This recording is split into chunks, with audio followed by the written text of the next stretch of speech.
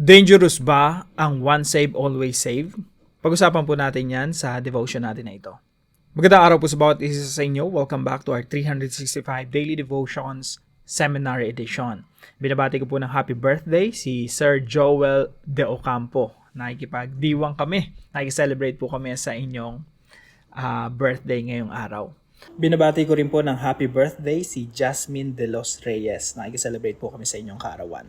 Ang topic po natin ngayon ay Perseverance of the Saints. So, basahin po natin yung konsepto nito. Perseverance of the Saints is the doctrine that all who are truly born again.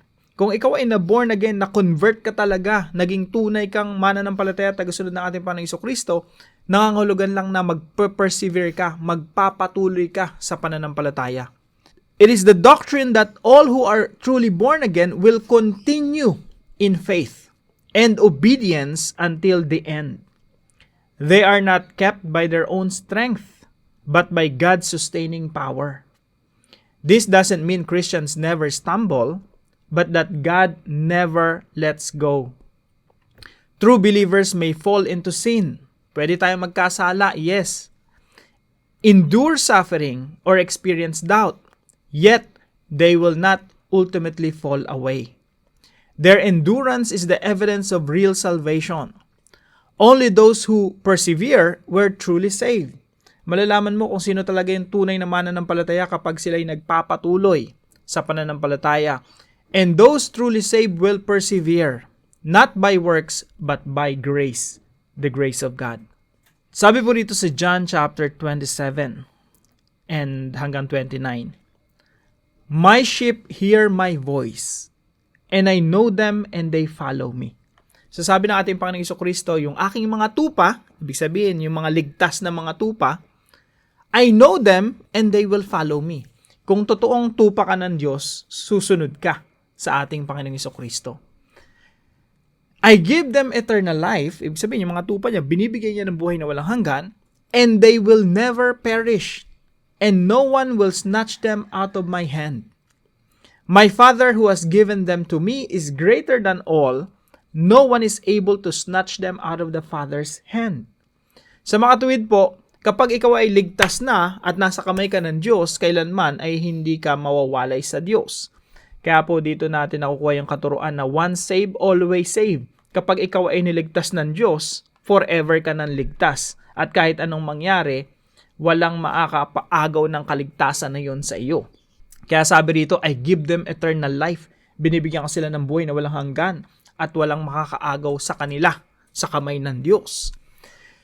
Sabi po dito sa Tagalog, pinakikinggan ng aking mga tupa ang aking tinig at sila'y aking kilala at sila'y sumusunod sa akin. Sila'y binibigyan ko ng buhay na walang hanggan at kailanman hindi sila mapapahamak. Pag sinabi natin kailanmay, ibig sabihin kahit anong mangyari, kahit anong sitwasyon, kahit anong panahon ang dumating, kailanmay hindi sila mapapahamak at meron na silang buhay na walang hanggan. So, once saved, always saved. Kung ikaw ay naligtas na, forever ka nang ligtas because God is preserving you. Sila'y binibigyan ko ng buhay na walang hanggan at kailanmay hindi sila mapapahamak at hindi sila aagawin ng sino man sa aking kamay.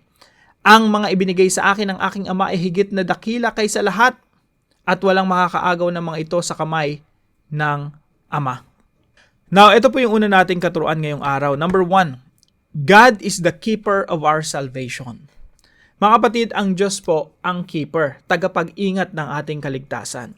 Kaya po yung kaligtasan natin hindi nawawala kasi po ang Diyos ang tagapag-ingat, hindi po tayo. Kung tayo ang tagapag-ingat ng kaligtasan, matagal na nating naiwala yung kaligtasan natin. Tandaan po natin yan. Kung tayo ang tagapag-ingat ng kaligtasan, kung ang ating kaligtasan ay nakadepende sa ating mga kamay, matagal na nating naiwala yung ating kaligtasan.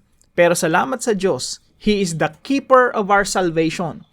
Kung ikaw ay niligtas ng Diyos, makakapiling ka niya ng pangwalang hanggan at walang makakapagbago nun. No one can change your status before God. Kapag ikaw ay naging anak ng Diyos, forever ka ng anak. Kung ikaw ay anak, ikaw ay ligtas. At kung ikaw ay ligtas, ikaw ay walang hanggang ligtas. At walang makakapagbago ng status na yon. Pansinin niyo po itong larawan na ito. Ito po ay larawan ng dalawang pananaw. Sinasabi ng ilang mga Kristiyano na tayo yung may hawak sa kamay ng Diyos. Ibig sabihin, pwede tayong bumitaw sa Diyos at mawala yung ating kaligtasan. Sa kabilang banda, yung kabilang larawan na ito, yung Diyos ang may hawak sa atin. Now, ano ba yung biblical? Ano ba talaga yung tinuturo ng Biblia? Now, kapag ikaw ang may hawak sa Diyos, ibig sabihin nakadepende sa tindi ng kapit mo sa Diyos ang iyong kaligtasan. Nakadepende sa tindi ng kapit mo sa kamay ng Diyos ang iyong walang hanggang kaligtasan, yung iyong direksyon, yung eternity mo. Pero kung ang Diyos ang may kapit sa iyo, ibig sabihin nakadepende sa tindi ng hawak ng Diyos sa iyong mga kamay, yung iyong kaligtasan. Isipin po natin, tatawid sa pedestrian, no? Kung merong aksidente, kung merong sakuna o trahedya or merong panganib, kapag ikaw yung nakahawak sa tatay mo, mahinang kapit yan, no? Pwedeng kang mapahamak dyan. Pwede kang bumitaw at mabangga ka. Pero, ang tinuturo po ng Biblia, ang Diyos ang may hawak sa iyo. Pansinin niyo po rito sa John chapter 10, 27 to 29. Tayo ba ang may hawak sa Diyos o yung Diyos ang may hawak sa atin? Actually, yung tinuturo ng verse na ito, na hindi lang tayo basta hawak ng Diyos sa kamay, kundi yung buong pagkatao natin, pati yung kaligtasan natin, pati yung eternal life natin ay nasa kamay ng Diyos. Hawak tayo ng Diyos, yung buong pagkatao natin at ang ating walang hanggang kinabukasan, nasa kamay ng Diyos. Kaya sabi po rito, sila'y binibigyan ko ng buhay na walang hanggan at kailanman hindi sila mapapaamak at hindi sila aagawin ng sino man sa aking kamay. At walang makakaagaw ng mga ito sa kamay ng Ama. Ibig sabihin, tayo ay nasa kamay ng Diyos. Hindi po natin hinahawakan yung ating kaligtasan. Diyos ang may hawak sa ating buhay at sa ating kaligtasan. Number 2, God's love and grace secure us forever. Kaya po sabi rito sa Romans chapter 8 verse 38 hanggang 39. Sabi ni Apostol Pablo, for I am convinced, dito konbensido talaga ako, na hindi ako mawawalay sa pag-ibig ng Diyos kahit anong mangyari. Dahil ang kaligtasan ko ay hindi nakadepende sa pagmamahal ko sa Diyos. Sa halip, ang kaligtasan ko ay nakadepende sa pagmamahal ng Diyos sa akin. And because of that, I'm convinced. Kasi kung nakadepende sa pag-ibig natin sa Diyos, hindi ka mako-convince. Kasi pwedeng mahal mo si Lord ngayon, bukas hindi na eh. Sabi dito, for I am convinced that neither death nor life, neither angels nor demons, neither the present nor the future, nor any powers, neither height nor depth, nor anything else in all creation will be able to separate us from the love of God that is in Christ Jesus our Lord. Walang makakapaghiwalay sa atin. Kahit kamatayan, mga anghel, kasalukuyan, hinaharap, kalaliman, wala sa kahit anong, sabi nito ng Apostol Pablo, nothing in all of creation will be able to separate us from the love of God that is in Christ Jesus our Lord.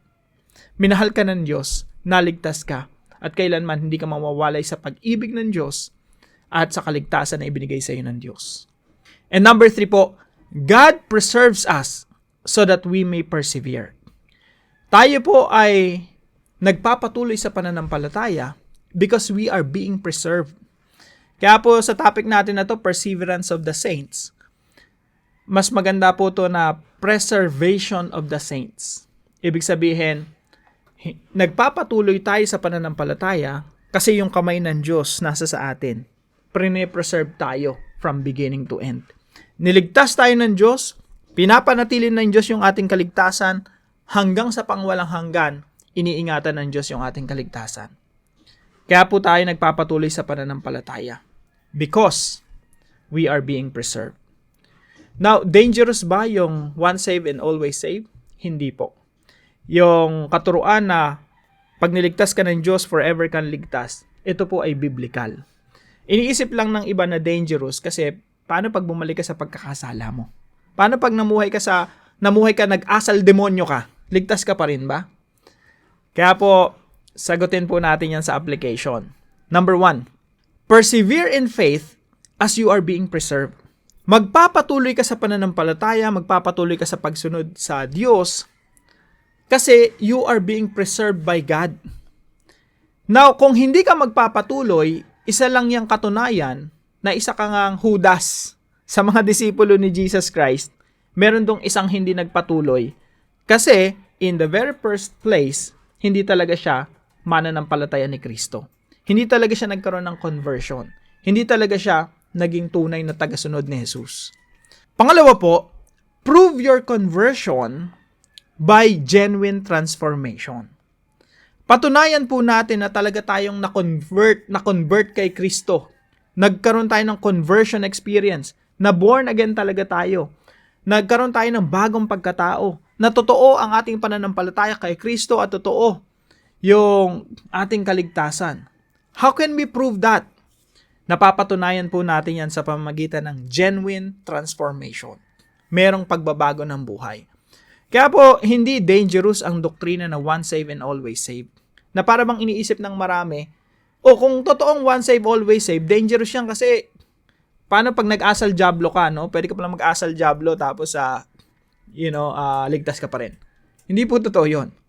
Kasi yung doktrina ng perseverance of the saints or preservation of the saints, yung doktrina na once saved, always saved, ang ibig sabihin po niyan, kung totoo kang ligtas, hindi ka mag-aasal diablo. Hindi ka babalik sa dati mong pagkatao.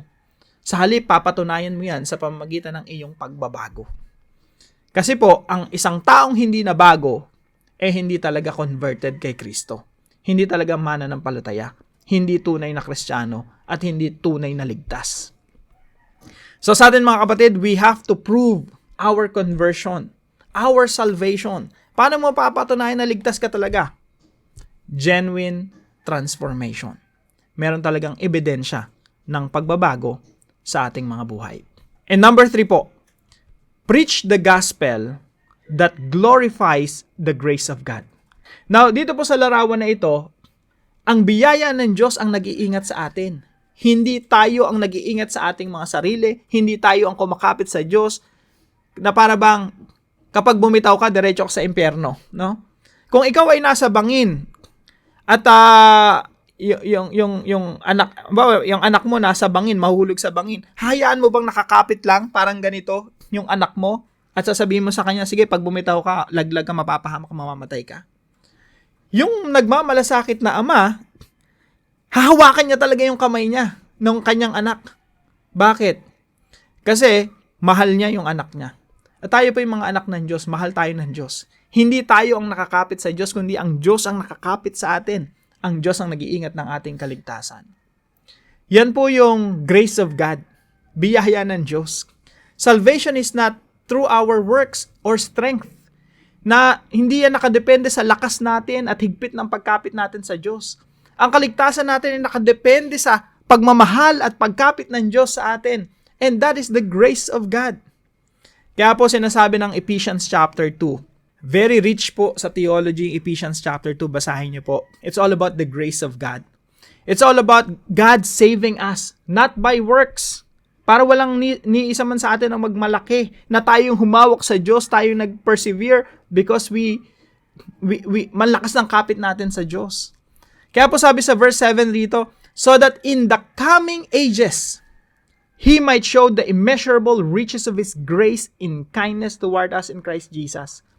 Sabi dito, upang maipagmalaki ng Diyos yung kanyang walang hanggang biyaya na iginawad niya sa atin.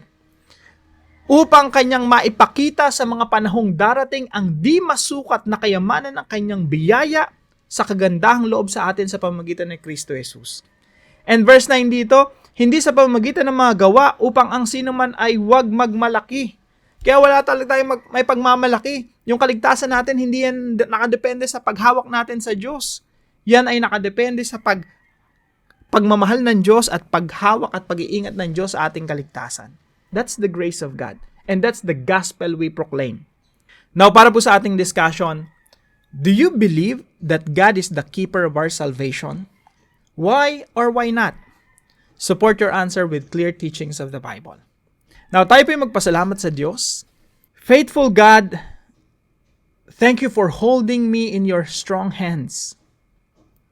I know that if left to myself, I would wander and fall. But you are the one who keeps me Strengthen my heart to endure through trials and temptations. Remind me daily that my hope does not rest in my performance, but in your preserving grace. When I grow weary, renew me. When I stumble, lift me up. And by your Spirit, help me to finish the race with faith and joy. In the name of Jesus, my anchor and shepherd, I pray. Amen and amen.